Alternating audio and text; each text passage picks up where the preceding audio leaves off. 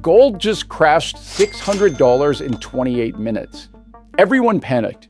But what if I told you there's a specific 7-month window where gold has outperformed every other period for over 50 years? And that people who ignored timing and just bought consistently crushed the people who tried to wait for the perfect moment.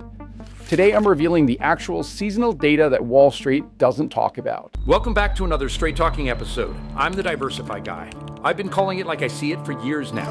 While traditional finance advice remains largely unchanged, I'm sharing information about alternative investment options that you might not know exist. Remember, do your own research. I'm not a financial advisor, just an enthusiast, so always consult with a financial professional before making investment decisions. Here's what we're covering today. At the time of recording, gold is sitting around $5,050 an ounce.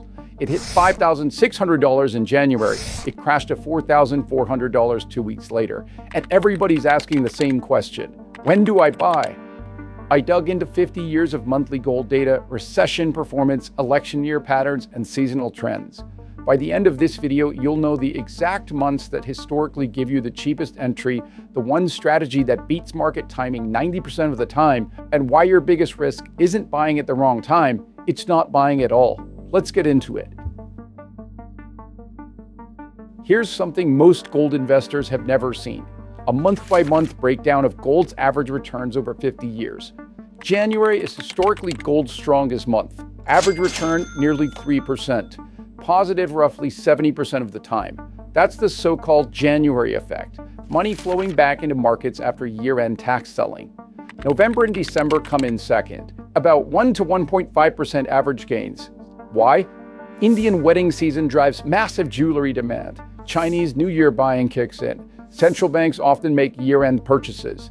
Now here's the money part, the cheapest months to buy: March, June, and September. These 3 months are historically flat to negative. September is the worst, negative 90% of the time over the last decade. June averages slightly below zero.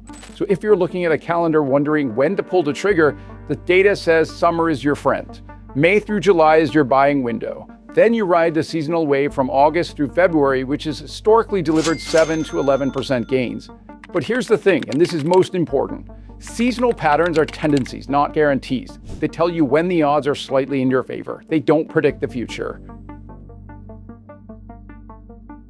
Forget seasons for a second. There's one number that has predicted gold's direction better than anything else for 50 years. Real interest rates. That's the interest rate minus inflation. The correlation is negative 0.82. For non-math people, that's about as strong as it gets in economics. When real rates are negative or falling, gold rips higher. When real rates are significantly positive, gold struggles. Right now, the Fed funds rate is 3.5 to 3.75%. Inflation just came in at 2.4%. That's the January CPI number. So real rates are slightly positive, but the Fed is cutting. Markets are pricing an 83% chance of another cut by June. That's a gold-friendly setup. Not explosive, but supportive. Now layer on these other drivers.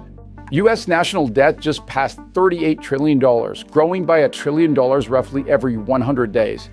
The dollar index is sitting near 97, down about 9% from its 2024 highs. Central banks bought 863 tons of gold last year, and 95% of surveyed central banks say they plan to buy more. When you stack all of this up, falling real rates, weakening dollar, central bank buying, exploding debt, the macro backdrop favors gold. That doesn't mean it goes up every day, but the structural floor underneath gold prices is stronger than it's been in decades. People always ask, what happens to gold if the economy tanks? The data here is clear.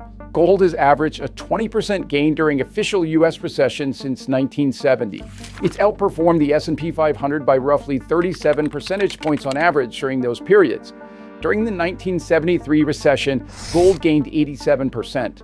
During the 2007 to 2009 financial crisis, gold gained 13% while stocks dropped 50%. Even during the brief COVID recession in 2020, gold was up nearly 6%.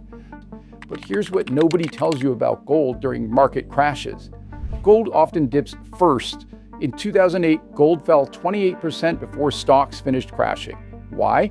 Margin calls. When everything sells off, people liquidate gold to cover losses elsewhere. But then what happens? Gold recovers fast and then rips to new highs. After that 28% dip in 2008, gold tripled to 1,917 by 2011. After the 12% COVID dip in March 2020, gold hit new all-time highs within 5 months. The pattern is consistent. Initial dip, fast recovery, then a massive run. If you understand this, corrections become buying opportunities, not reasons to panic. Now let's talk about the elephant in the room. Should you try to time gold at all? Charles Schwab did a famous study across every 30, 40, and 50-year period since 1926. They compared 5 strategies: perfect timing, immediate investing, dollar cost averaging, bad timing, and staying in cash. The result? Even the person with the worst possible timing, buying at the absolute peak every single year, dramatically outperformed the person who stayed in cash. Apply this to gold specifically. Someone who bought 1 ounce at the 1980 peak, the worst possible moment in gold history, paid $850. Today that ounce is worth over $5,000, a roughly 6x return. It took patience, a lot of patience, but they made money. Now imagine someone who bought at the 1999 low, $252 an ounce. A $10,000 investment would be worth about $200,000 today. But here's the real lesson. The person who waited from 2015 at $1,060 for a better entry that never came, while gold rallied to $5,050, they missed a 377% return. The cost of being wrong about timing pales in comparison to the cost of being out of the market entirely. Which brings us to the strategy that actually works for most people: dollar cost averaging. Fixed dollar amounts at regular intervals. You buy more ounces when prices dip, fewer when prices spike. It removes emotion from the equation. And over time, it's delivered results that compete with even well-timed lump sum investments. Quick hit on where the big money thinks gold is headed. Goldman Sachs, $5,400 by year end. They recently raised their target. JP Morgan, $6,300, one of the most aggressive on the street. UBS, $6,200 with an upside case of $7,200.